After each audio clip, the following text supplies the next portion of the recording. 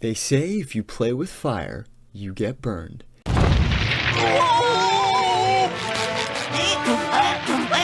Hello Brawlers, and welcome to our first Legacy Bakugan deck profile. Today, we're going over the Flames of Rage. The Flames of Rage is a deck that focuses on the raw power and aggression afforded by Pyrus attributed Bakugan. With high G power and ways to stop your opponent from fighting back, you'll find lots of ways to rush your opponent down and seize victory with all-consuming flames. This is a very simple, mono-attribute deck made to capitalize on how strong a lot of Pyrus Bakugan naturally are, and it utilizes that power in combination with an aggressive strategy and powerful lockdown effects. It's a deck that's great for those new to the game and can remain powerful in the hands of an experienced player. Much like Pyrus Brawlers of lore often prefer, this deck is fast, strong, and isn't afraid to get into the opponent's face. The Bakugan I've chosen to use are Pyrus Cyborg Helios, Pyrus Terraclaw, and Pyrus Warriors. Their G powers are displayed on screen. At home, feel free to use other Bakugan that fit your play range. These are just the ones I like. You'll want to use Bakugan with high G power for whatever play range you're in to make the most of this strategy.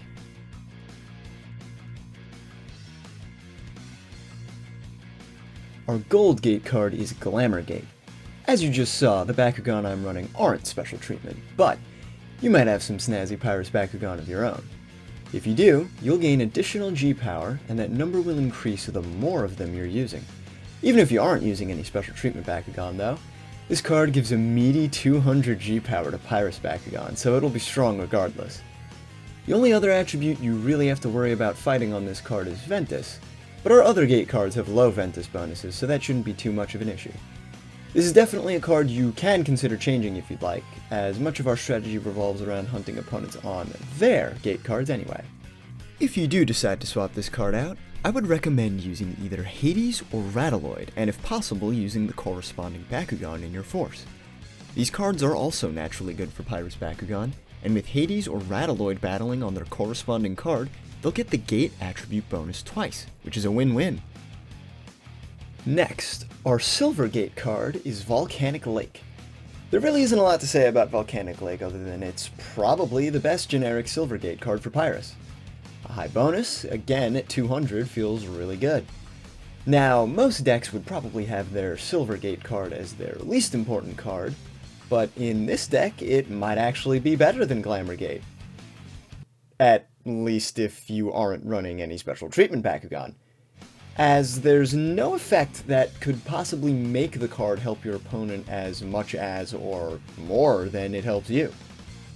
Also, Fire Pit is a very similar card if you don't have Volcanic Lake, though it is essentially just a worse version of Volcanic Lake in most cases. Now, if those first two Gate cards seemed a bit unimportant, then this will be a nice change of pace. You know it, you love it, it releases serotonin in every Pyrus player's brain.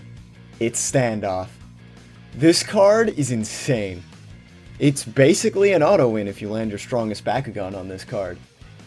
Standoff says that no ability cards may be played during this battle. None. This means your opponent has no way of fighting back against your Bakugan, which are hopefully just naturally stronger than whatever they have. This card is so good for Pyrus because even if you don't land your strongest Bakugan on the card, but your opponent does, the Pyrus bonus is also the highest one on this card, so you're likely to win anyway. Fair warning that using this Gate card will ruin your friendships and alert the all-seeing eye, but we don't care about that. We just want to watch everything burn.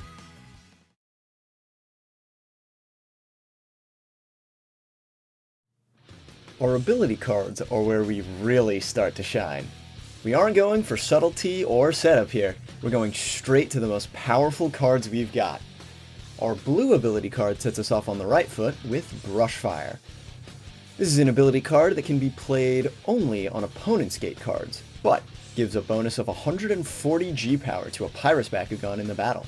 You'll love to see it. Our own Bakugan and Gate cards give us such high numbers that hopefully we won't need a boost on our own Gate cards. However, if you wanted one such boost, you could opt to play Circle of Fire in this slot instead. The bonus it gives isn't as high and makes us more reliant on our own Gate cards, which is a bit counter to the strategy of the deck, but it will certainly work if that's what you would prefer. There is also the absolute unit of a card that is Fire Mana, which can be played on either player's gate card, and can potentially give a way higher bonus than either Brush Fire or Circle of Fire could ever hope to give. But that card is reliant on gate cards that have a highlighted Pyrus bonus to do that. Since none of our gate cards have that, I went with Brush Fire instead. But Fire Mana, take a shot for every time I say fire in this video. Fire Mana is definitely a good card, even despite giving slightly less G-Power, if only for its flexibility alone. Our red ability card is also sort of a flex spot. Depending on how good you are at rolling, you could either play Dan's Launcher, or you could play Dan's Throw. Both are great cards for our Pyrus strategy, but they do different things. Dan's Launcher lets you put your Bakugan on a card that your opponent is sitting on. This is a great way to immediately start a battle, whether it's to get onto a key card or open up a card that's blocking you from rolling onto others. Dan's Throw, on the other hand, allows us to get back a used ability card if our roll results in a battle.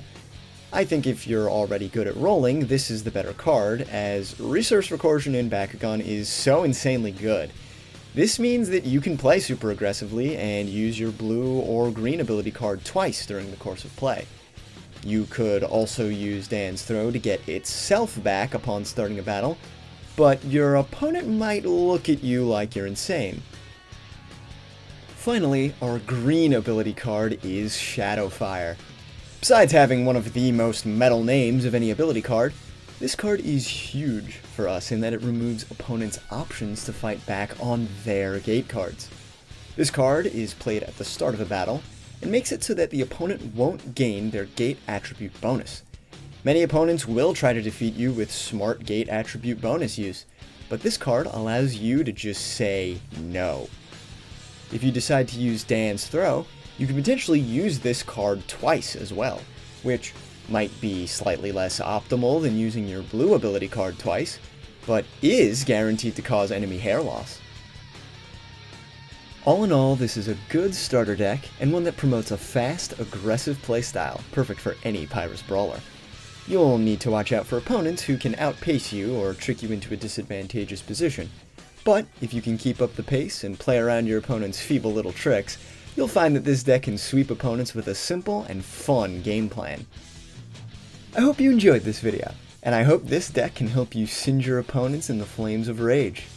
That's all for now. See ya!